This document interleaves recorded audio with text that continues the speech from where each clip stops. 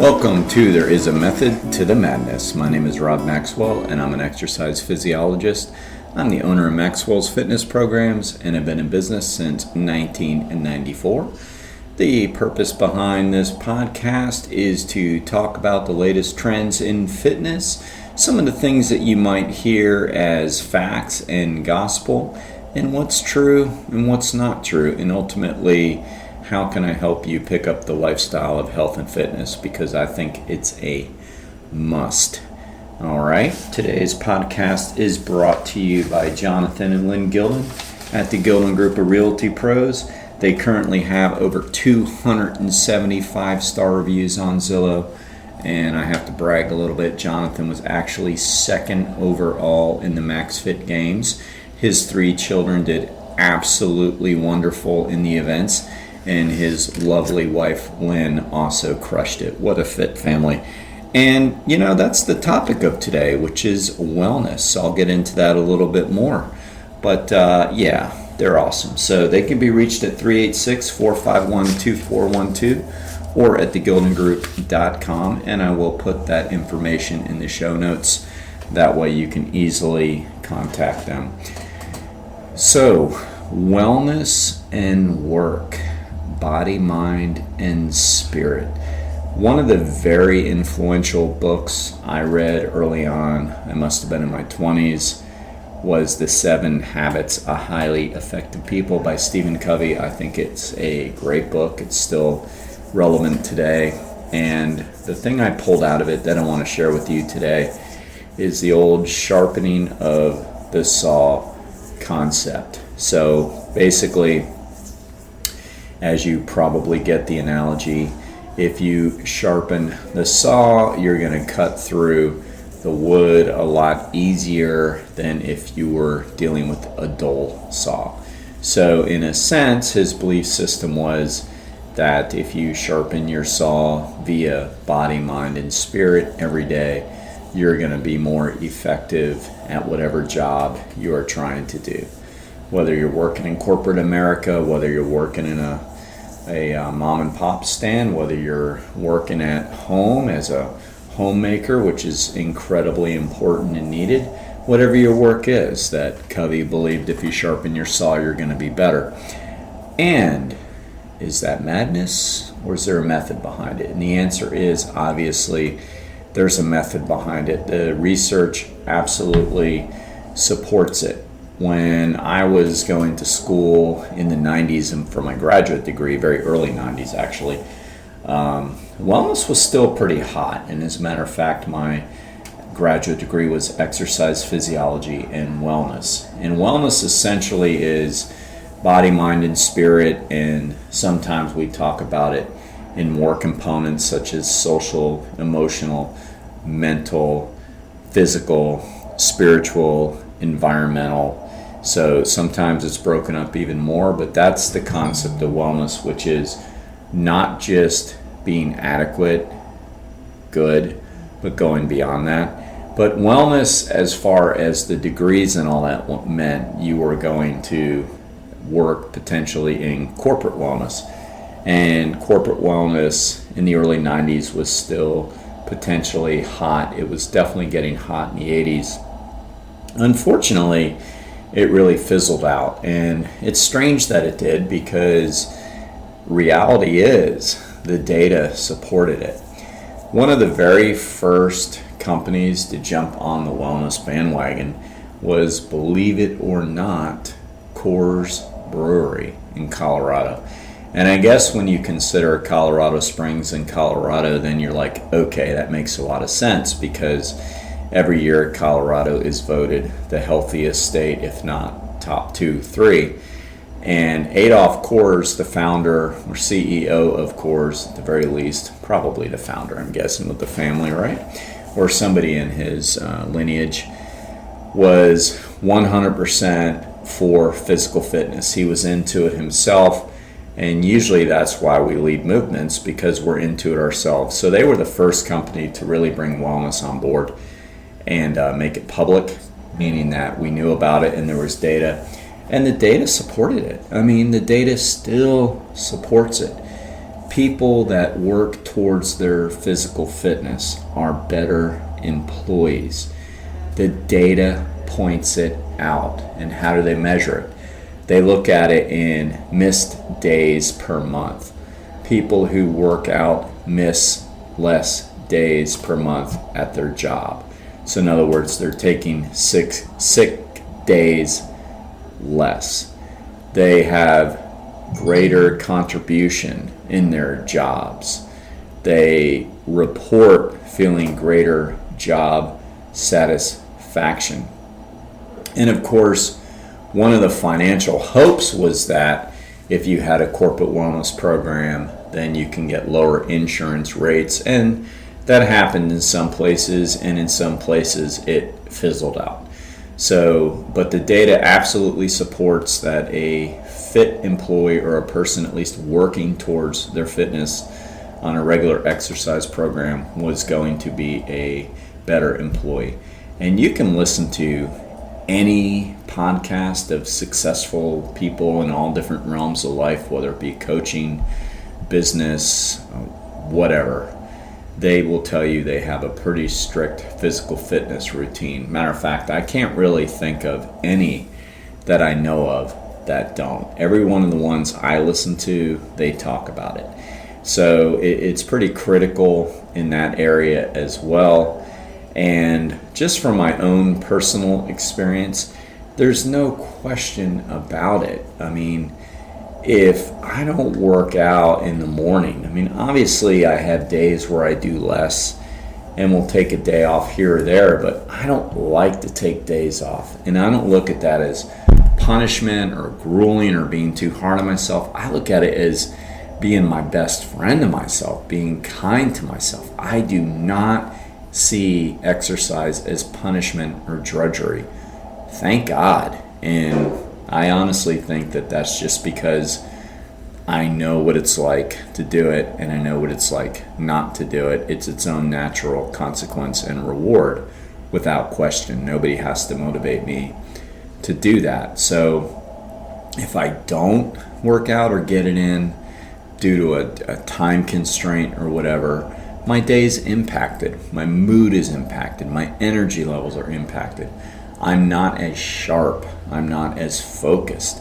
It absolutely impacts me. And then on the greater scale, it absolutely impacts me in everything that I do. So I personally can tell you there's no doubt that sharpening the saw works. There's no question about it. When I travel, we all have those kind of friends who, I say kind of friends because to me, when I look back, it's like not over encouraging that, you'll post a workout video when you're gone. And I do that a lot just to show people that I do enjoy it. I don't like to post show off videos. So it's more that, hey, this is where I am and this is what I'm doing it to hopefully get people to understand it's important to keep it up when you travel.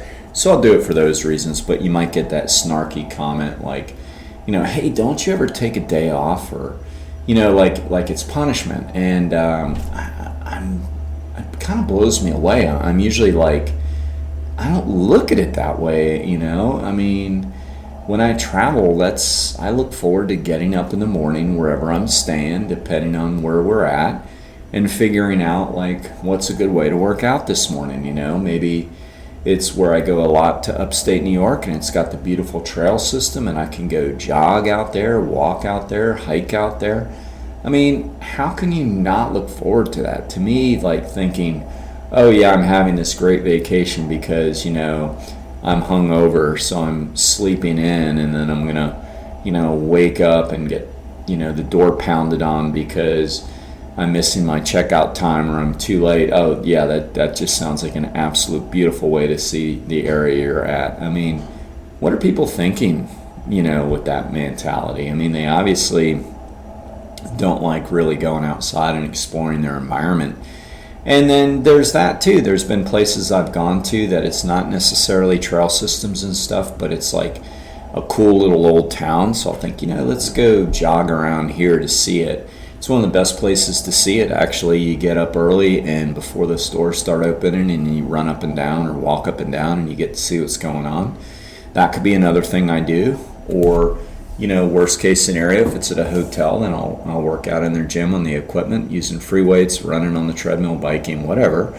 But it's always a pleasure to do it. And another thing we do a lot, actually, is check out some of the local gyms and get a week pass or a few day pass when we're there and work out and just see how they do things and talk to people, tell them what we do, So to me, it's just a great way to always stay sharp. I mean, it's just part of my routine.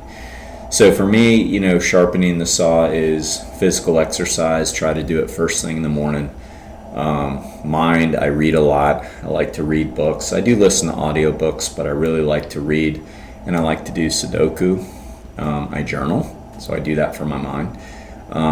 Spiritual wise, I have my own way that I like to pray. I like to read different style devotionals. I try to meditate and keep a kind of an open contact with what I believe to be out there, a spiritual force or a higher power. So I try to stay on these things every day, and I think it's important, and I do believe it absolutely helps me with everything else that I do. Obviously, not just training people, but I do a lot more than just train people. I mean, I'm writing books, I'm doing podcasts like this. I do a lot of creative different stuff. I really actually see myself more as a creative than anything else. That's really where I have a ton of passion and a lot of my strengths. So I'm always doing something, basically.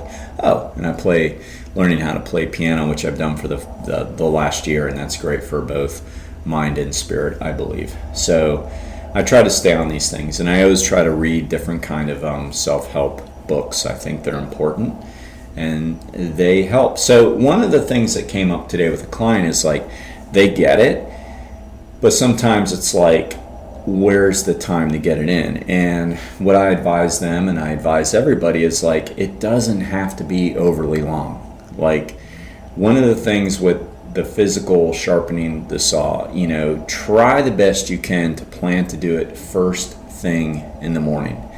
If you say, well, I've got to do 45 minutes, or I got to, do a 40-minute run, or I've got to do a 40-minute workout. Well, that's perfectionistic thinking that gets in the way. That's just getting in the way, and it's not necessary, and it's absolutely not true. We could look at it like exercise snacking. In other words, you tell yourself, I'm going to walk a mile. I'm going to run a mile.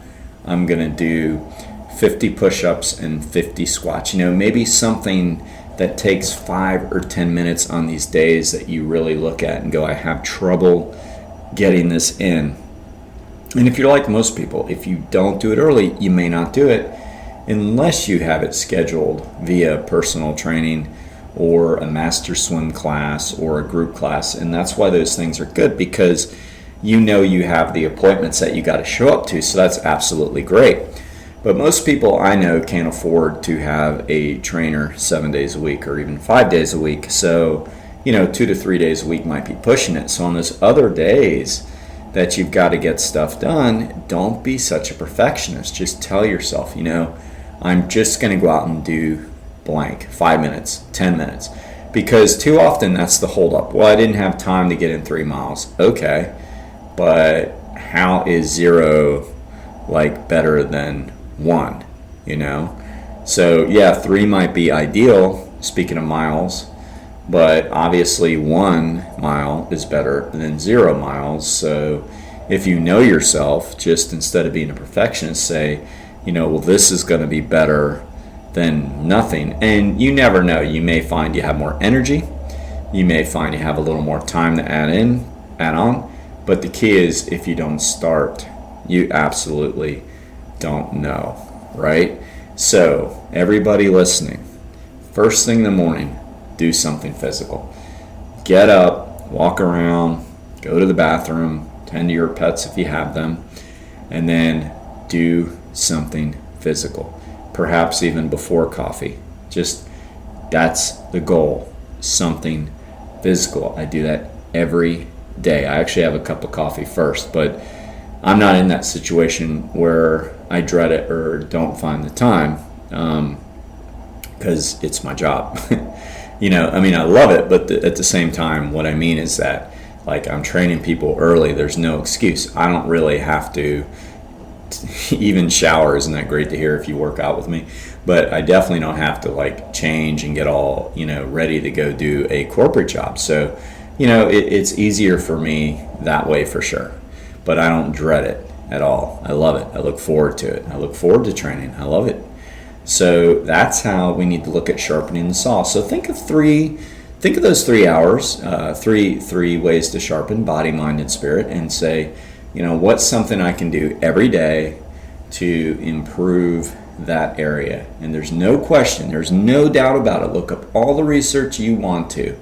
Google it, which absolutely is not the best way to do research, but Google it, or do real, quantitative research, looking at double-blind studies and whatever you want to do, and it will show absolutely that people that take care of their physical selves are better at their jobs.